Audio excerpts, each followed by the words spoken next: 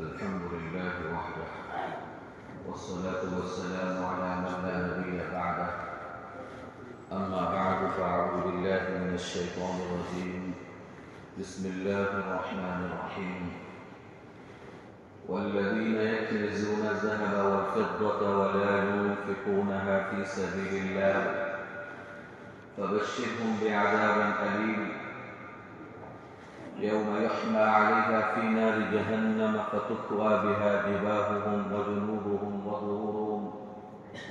هذا ما كنزتم لأنفسكم فذوقوا ما كنتم تكنزون آمنت بالله صدق الله مولانا العظيم وصدق رسوله النبي الكريم ونحن على ذلك لمن الشاهدين والشاكرين والحمد لله رب العالمين سبحانك لا علم لنا إلا ما علمتنا إنك أنت العليم الحكيم رب اشرح لي صدري ويسر لي أمري واحلل عقدة من لساني يفقهوا قولي Kesenjikan tinggi dari turun kaumnya. Jangan payah dari ayat yang Allah Subhanahu Wa Taala والذين يكنزون الذهب والفضة أتين دنياها شيري ويري وسوزا ولا ينفقونها في سبيل الله الله ينارما توصي ذا بنشيب سنة فبشرهم بعذاب أليم المجتمع في كون عذاب تروت الصوم من ذريعة تندرين بيه يوم يحمى عليها أري قيامت में क्या है أري ترسو ज़ौलार शे में गो يحمى عليها في نار جهنم جهنم ये नीमा क्या है जहन्नम ये नीमा सु ज़ौलार शे में गो खोले पी फतुक़वा बिहा जिबाहुहुम वजुनूबुहुम वज़ुहूरुहुम जहन्नम में माखों खाले अरिश्वे को तुरुए नफीमा दज़िका में तुरुए नबीरी मा दज़िका में तुरुए चोरी मा दज़िका को पे फरिश्ता अरिशी में आज़ा मा कनस्तुम दामेसु ज़ौगे अरिश्वे में फज़ूक़ू मा कुन्तुम तकनिज़ून मेसु ज़ौगारा अयारा बलिशी है सला में मीसा चीज़ां को Peristara di sini. Surah di ayat kelima, Allah Subhanahu Allah cina nada di suri muribu. Allah tamat ni ama matau suebu suni. Allah lama matau suebu. Allah faras tamatare wajib tamatare ni ama matau suebu suni. Dulumyo thayyan ya kaune, chaumas ya kaune. अज़ाब को खाया में सुबह अल्लाह में शी अभी पहले सूरा हुमज़ा मारे तो मरो अमेरिका की सूरा उतारू है वैलुल लिकुल्लि हुमज़तिन लुमज़ा अल्लज़ी जमअ मालन व अद्ददा di सूरा में अल्लाह में शी है वैलुल क्या सीन है बरु क्या सीन है जो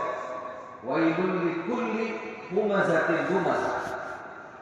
अनाउमा अतेम क्यों रहे तू Porting Shukcha Kitty Viro Sound Way Viro Pure. A shade ma Sound Way Viro Kitty Shukare to walk, an Okama Tempore to walk. A Shima Lamishi Guruetua and the Jama Amana Adada. The Lulu Aritua, Pisi Osari was Suzone, Suzon Viro G1. Naya Banga Mablaushi with it. ना बलाउ पे मिले ना भारी पैसा इंग्लिश वाला मेरे नीज़ नहीं किया अच्छे भी गौरे में डाले सीधे जमा अमाला व अद्ददा किसी उसारी सूझों में पसंद सूझे तीन खाएंगे ये अल्लाह ये अभी कहीं किसी उसार में सीधे ताऊत यारी को मची को अल्लाह अभी कहीं मतों से तू बाकी ले तो यह सब अन्ना माला अखलादा जी किसी उसारी हा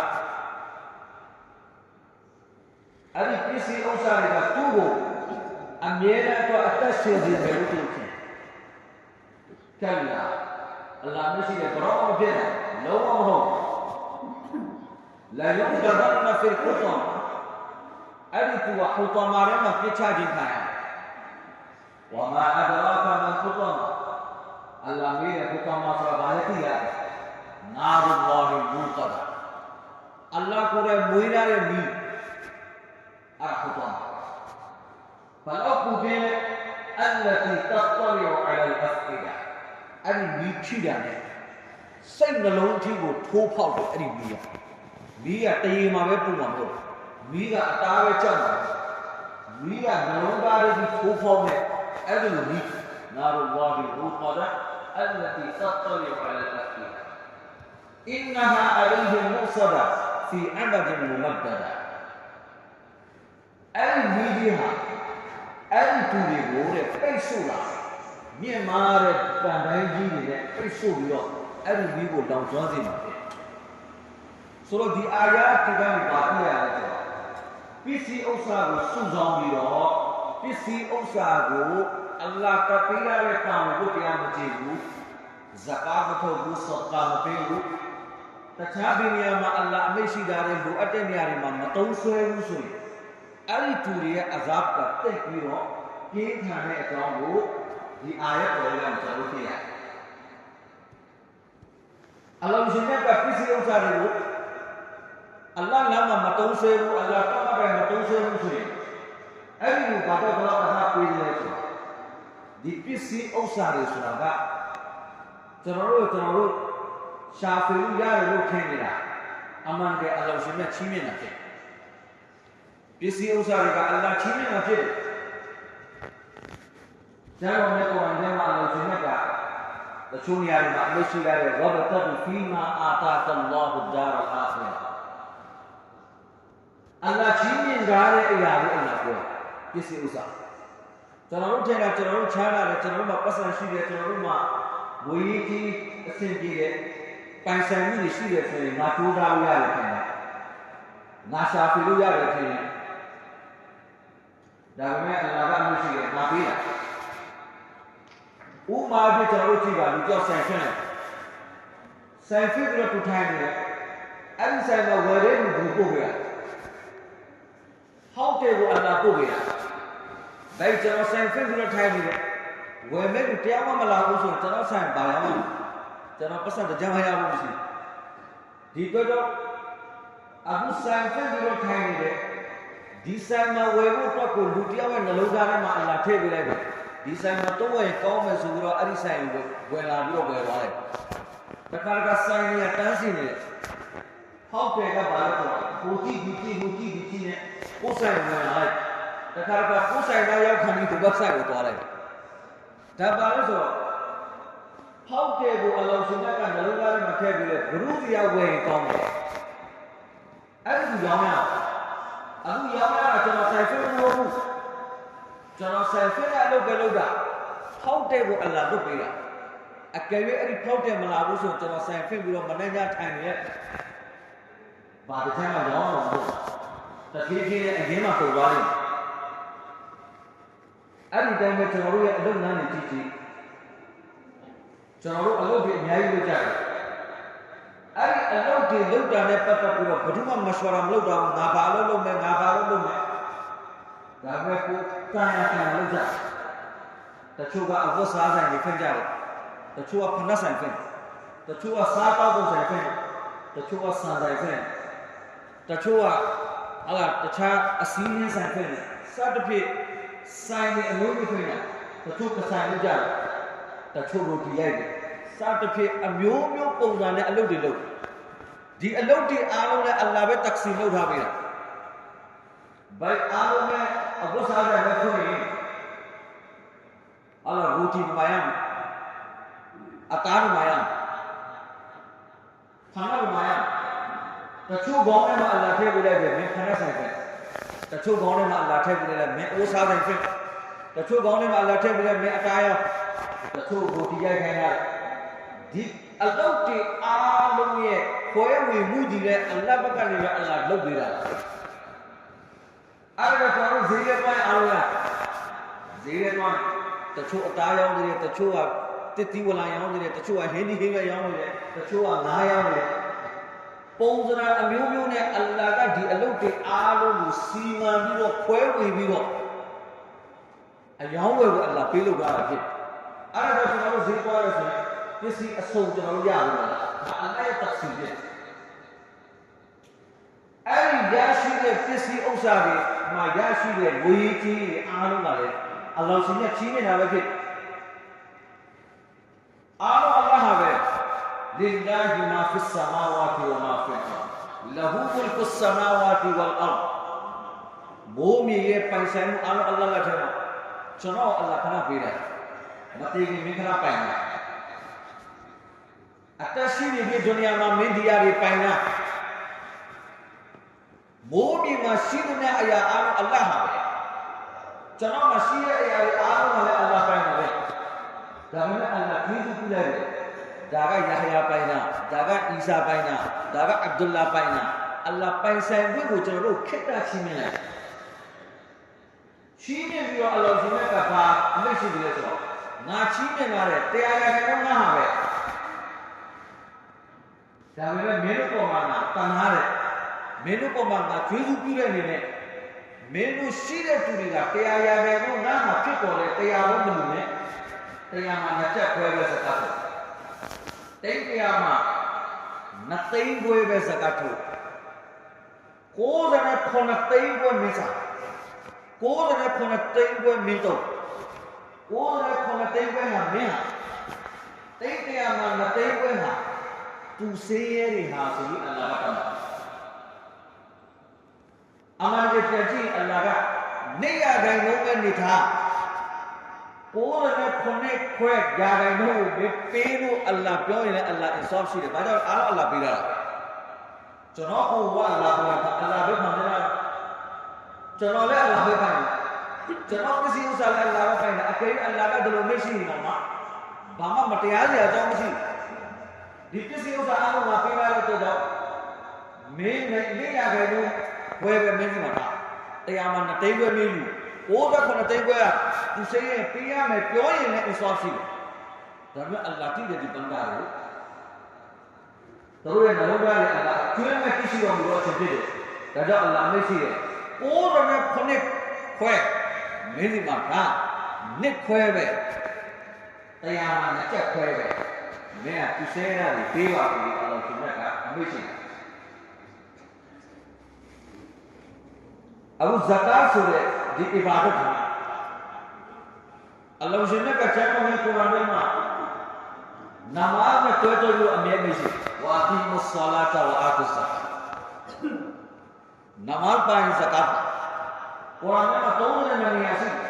နမားနဲ့ဇကာတ်ကိုတွဲတွဲလို့အမရှိဇကာတ်ကအလုံးတမအရေးကြီးတာ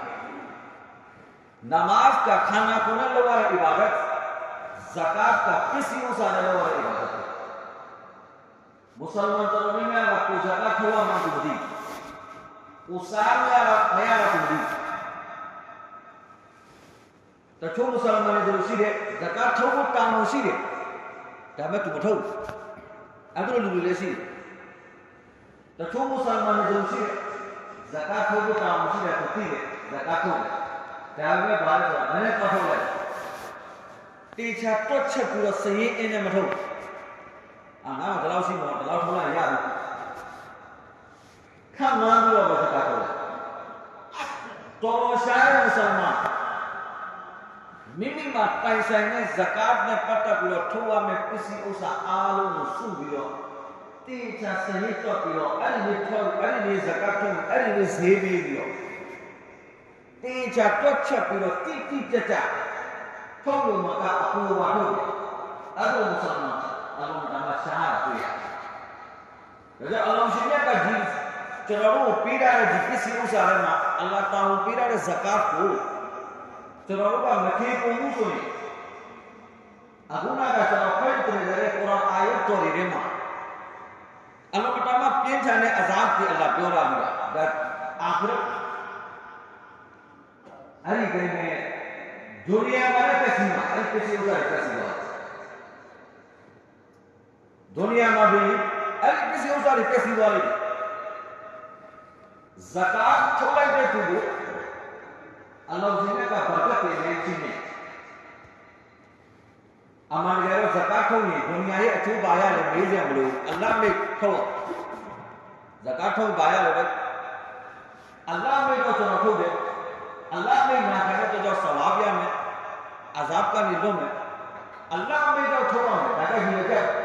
အမှန်ကတော့ဒါပေမဲ့လည်းအလ္လာဟ်ရှင်ကမိမိရဲ့ဘာသာရေး zakat ထုတ်တယ်ဆိုရင်အလ္လာဟ်ဒုနီယာမှာလည်းအကျိုးပေးအလ္လာဟ်မိတ်နာခံတဲ့ကြောင့်အလ္လာဟ်ဒုနီယာမှာလည်းအကျိုးပေးيمحق الله الربا ويربي الصدقات လူဒန်းမှုတွေကိုအလ္လာဟ်ရှင်ကတိုးပွားအောင်လုပ်တော်မူတယ်အလ္လာဟ်တိုးပွားအောင်လုပ်တယ်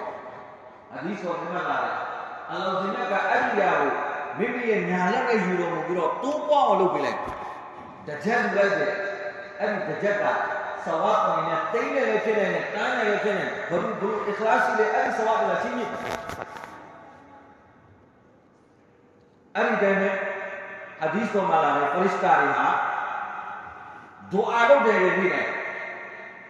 Allahumma a'ti munfiqan khalaf ya Allah badu ri ha Allah nama tong swe de badu ri ha Allah nama tong swe so da zakat ko da lo de Allah nama tong na so da lo Allah nama so ba de Allah nama so jama ko da lo jihad ထွက်တာဒါလည်းအလ္လာဟ်ကမှန်လို့အလ္လာဟ်ခိုင်းတဲ့အလုပ်တွေလုပ်တယ်ဆိုလည်းဒါအားအလ္လာဟ်နာမယ်အခုကျွန်တော်တို့ပလီလာဆိုတာဘာလဲအလ္လာဟ်နာမှာအလ္လာဟ်ရဲ့ဘာလို့လုပ်လို့ဒါအလ္လာဟ်နာမှာရှိတယ်ကျွန်တော်ဟဂျ်သွားရလေအလ္လာဟ်နာမယ်နော်ဟဂျ်သွားအလ္လာဟ်နာမှာဘာပါလဲအလ္လာဟ်နာဆိုကျွန်တော်တို့ထင်တာတခြားဘာရောအလ္လာဟ်နာတစ်ခုတည်းမရှိဘူးအလ္လာဟ်နာအများကြီးပဲအလ္လာဟ်မိတ်နာခံတဲ့လမ်းကြောင်းအားလုံးအလ္လာဟ်လာဇကာတ်ထုတ်တယ်ဆိုတာကဒါအလ္လာဟ်နာမှာပေးတာပဲဘာလို့လဲအလ္လာဟ်ရဲ့အမိတ်ကိုနာခံတဲ့အနေနဲ့ပေးလို့တော့ဒါအလ္လာဟ်နာမှာသုံးချရတယ်သုံးဆွဲရတယ်ဖရစ်တာတွေဘာပြောလို့လဲအလ္လာဟ်မာအအတီမွန်ဖီကန်ခလဖဘရူရီကအလ္လာဟ်နာမှာသုံးဆွဲတယ်အဲ့ဒီသူတွေကိုအလ္လာဟ်ဘာတက်ပေးပါတိုးပွားမှုပေးပါနောက်တစ်ပိုင်းမှာဘဒွါလုပ်တယ်ဝါအာတီမွန်စကန်တလဖာဘလူရီဟာပို့ဆုံရဲ့ပစ္စည်းဥစ္စာတွေကိုထိန်းသိမ်းလာအလ္လာဟ်မှာသုံးဆွဲခြင်းနဲ့ဟန်တာရတယ်အလ္လာဟ်မှာသုံးဆွဲမှုမရှိဘူးဆိုရင်တလဖာသူ့ပျက်စီးစေတာအဲ့ပစ္စည်းဥစ္စာပျက်စီးတာသုံးဆွဲရင်ဘရကတ်ရဲ့ဒွါမသုံးဆွဲဟလာကတ်ပျက်စီးရဲ့ဘဒွါအကယ်၍ကျွန်တော်ဖရစ်တာရဲ့ဒွါလိုချင်တောင်းရှိတယ်ကိုခြေပုံမဲ့ဆိုရင်ဖရစ်တာရဲ့ဒွါရကျွန်တော်တို့တတ်နိုင်တဲ့လူဒန်းနဲ့ပေးကမ်းနဲ့စွန့်ကြဲတယ်ဆိုရင်ဖရစ်တာရဲ့ဒွါရတတ်နိုင်တော့လည်းမပေးဘူးမလူဘူးအဲ့ဒီကိုဖရစ်တာရဲ့ဘဒွါရလို့ဆိုတော့ဟာဒီစ်တော်မှာတောင်းတော်မြတ်ဆလ္လာလာဟူအလိုင်ဝါဆလမ်အမိန့်နောက်ဟာဒီစ်တော်ဘာမှမရှိရမှာနဖတ်ဆတ်ဆဒကတုမင်မာဇကာတ်ထုတ်လိုက်ရင်လူဒန်းနိုင်အဲ့ဒီပစ္စည်းဥစ္စာရောရတာမရှိဘူးလေပစ္စည်းဥစ္စာမရောဘူးလေကျွန်တော်တို့ပြောမယ်ဗျကျွန်တော်မှာတိတ်တစ်ထောင်ရှိတယ်ကျွန်တော်25သိန်းဇကာတ်ထုတ်လိုက်985ပဲကျန်ပတ်စံရောသွားပြီတမန်တော်ပြောတယ်မရောဘူးဘယ်လိုမရောလဲဆိုတော့အလ္လာဟ်ရှင်ကတိတ်တစ်ထောင်မှာ25သိန်းဇကာတ်ထုတ်လိုက်လို့တရားမှာ2သိန်းပဲထုတ်လိုက်လို့အဲ့ဒီသူရဲ့လုပ်ငန်းမှာအလ္လာဟ်ဘရကတ်တော့ပေးမယ်တရားထဲကိုပို့ရမယ်မရရမယ်ပုံရရမယ်ထောင်နဲ့ချီပြီးတော့တောင်းနဲ့ချီပြီးအလ္လာဟ်ဘရကတ်ချီပေးတယ်ဒီလိုလည်းဖြစ်နေနောက်တစ်မျိုးလည်းဆိုဖြစ်နေပတ်စံတော့ရော့သွား25သိန်းရော့သွားတယ်တိတ်တစ်ထောင်မှာတိတ်တရားမှာ2သိန်းပဲရော့သွားတာတွေ့ရမယ်ဒါပေမဲ့အဲ့ဒီဇကာတ်ရဲ့ဘရကတ်တော့ကျန်တဲ့ပတ်စံမှာအလ္လာဟ်ဘရကတ်ကိုတို့ထည့်ပေးလိုက်မယ်ပတ်စံအနေနဲ့တော့မတိုးသွားဘူးပတ်စံအများကြီးကုန်ပြီးတော့အလုံးလုံးရမယ်ကိစ္စတွေမှာအဲ့ဒီသူကပတ်စံနည်းနည်းနဲ့ပဲကုန်ပြီးတော့အလုပ်ဖြစ်သွားအလ္လာဟ်အဲ့ဒီဘတ်ရှိနေ လူတွေကဘရကတ်ကိုမသိဘူးတဲ့ဘရကတ်ဆိုတာဘာလဲပစ္စည်းဥစ္စာနည်းနည်းနဲ့အကျိုးအများကြီးရှိတော့ဘရကတ်ကိုခေါ်တာပတ်စံတော့နည်းနည်းပဲရှိတယ်ဖြားနာခြင်းလည်းမရှိဘူးရင်တိုက်မှုလည်းမရှိဘူးအိမ်မှာပြဿနာလည်းမရှိဘူးဘာမှပတ်စံကုန်ဖို့ထပ်ဖို့မရှိဘူးအာရုံနဲ့နေရတယ်အဲ့ဒီမှာဘရကတ်ရှိတယ်တချို့ပတ်စံတော့အများကြီးရှိတယ်တိတ်ရနဲ့ထောင်လေးရှိတယ်ခဏကြာစိုက်ကဲ accident ဖြစ်သွားတယ်ခဏကြာတိုင်းကားပြတ်သွားပြီတဲ့ခဏကြာအိမ်မှာမိမနေမကောင်းဘူးတဲ့ခဏကြာကိုစီးကိုရောက်သွားပြီတဲ့စားတဲ့ထပ်ပေါက်တွေအများကြီးကနေပတ်စံအများကြီးတော့ရှိတယ်ဒါပေမဲ့ထပ်ပေါက်တွေအများကြီးရှိတယ်အဲ့ဒါဘရကတ်မရှိဘူးနည်းနည်းနဲ့အကျိုးများရှိတာကိုဘရကတ်လို့ခေါ်ကျွန်တော်တို့ကနည်းနည်းရှိသေးတယ်ဘရကတ်ကိုထင်တာဒီတော့အလ္လာဟ်ရှင်မြတ်ကဘရူရီယာဇကာတ်ကိုအဒါလုပ်တယ်ဘရူရီယာဒူဒန်းနဲ့ပေးကမ်းနဲ့စွန့်ကျဲနဲ့အဲ့ဒီသူရဲ့ပစ္စည်းဥစ္စာမှာအလ္လာဟ်ဘရကတ်ပေးတယ်ဆိုတာကပုံစံနှမျိုးနဲ့ပေးပစ္စည်းဥစ္စာနဲ့တိုးပွားမှုပေးတယ်နောက်လို့ပစ္စည်းဥစ္စာတော့မတိုးပွားဘူးဒါပေမဲ့အလ္လာဟ်ရှင်မြတ်ကသူ့ရတဲ့မူစီဘတ်တွေမရောက်လာအောင်အလ္လာဟ်ဟန်တာပေးလိုက်တယ်သူပတ်စံနေရနည်းနည်းနဲ့အကျိုးအများကြီးရှိတယ်ဒါတော့မှဆလ္လာလာဟူအလိုင်းဝါဆလမ်မရှိတဲ့ဆဒကာပေးတဲ့ပစ္စည်းဥစ္စာက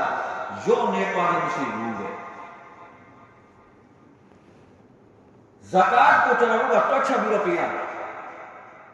ကျွန်တော်ကဘလောက်ပိုင်ရတဲ့အရာလေးအားလုံးကျွန်တော်တွက်ပြီးတော့ဇကာတ်ပေးရတယ်ခံမှန်းလို့ဇကာတ်ထုတ်ချင်မှာပိုင်အကယ်၍ကြပြားတစ်ချက်တည်းတရားတွေမပြောနဲ့ကြပြားတော့ဒီဘဝမှာတော့ကြပြားတော့မရှိတော့အဲ့တော့ပတ်စံမြန်မာမျိုးတရားဆိုတာလည်းဘာမှမရှိတော့1000လောက်နေစားဘလို့ပဲဖြစ်တစ်ချက်လွဲလို့လည်းမရအသုံးပြုနေဖြစ်စေမပြုနေဖြစ်စေပတ်စံတစ်ချက်လောက်ဇကာတ်ပေးဖို့တော့ကိုရော့နေသွားတယ်ဆိုရင်အဲ့ဒီတစ်ချက်ကကျွန်တော်မှမဟုတ်တာစေရာဟာကြီးအဲ့ဒီစေရာပတ်စံတစ်ချက်ကိုကျွန်တော်အိတ်ထဲမှာထည့်ထားအဲ့ဒါဟာပဲကျွန်တော်မှမဟုတ်အလ္လာဟ်ပြောတာကဒီနိယာတိုင်းလို့ပြောရ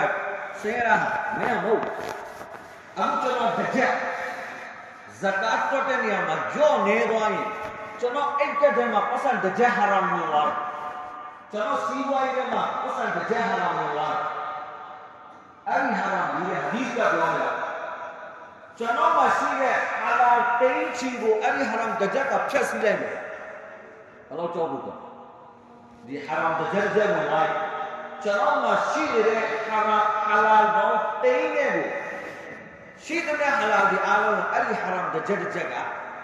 အပုတ်ဖြတ်စီလိုက်အဲ့ဒီကတော့ကျွန်တော်တို့ဘာလို့အောင်ဆိုဇကာတ်ကိုတွက်ဇကာတ်ဆိုတာတွက်ပြီးတော့ပေးရတယ်ဒါလိုပဲငါဘလောက်ပိုင်လဲအဲ့ဒါတော့ထုံးလိုက်တောင်းကြည့်ပြီးအဲ့ဒါဇကာတ်အဒါမရှိအတိအကျအဒါမရှိတဲ့ဆိုတော့ကျွန်တော်ရဲ့ငွေထဲမှာစေးရမ်းငွေတွေဝင်နေတယ်သူများပတ်စံတွေဝင်နေဒါသူများပတ်စံကိုကျွန်တော်မတရားယူရတာပဲဖြစ်အဲ့ဒီတော့ကျွန်တော်ရဲ့စီးပွားရေးမှာကျွန်တော်ရဲ့လုပ်ငန်းမှာပိုင်ဆိုင်မှုမှာဘာကမရှိဘူးဇကာတ်ကိုတိကျအဒါလုပ်လို့ဆိုရင်ကျွန်တော်ရဲ့ပစ္စည်းတွေအားလုံးမှာအလ္လာဟ်ဘာကတ်ထည့်ပေးမယ်အဲ့ဒီပစ္စည်းဥစ္စာတွေအလ္လာဟ်ရဲ့နေမတ်တွေအဲ့ဒီပစ္စည်းဥစ္စာတွေကျန်တာတွေအားလုံးမှာတန်ရှင်းတန်ပြီးတော့အလ္လာဟ်ဖြစ်သွားတယ်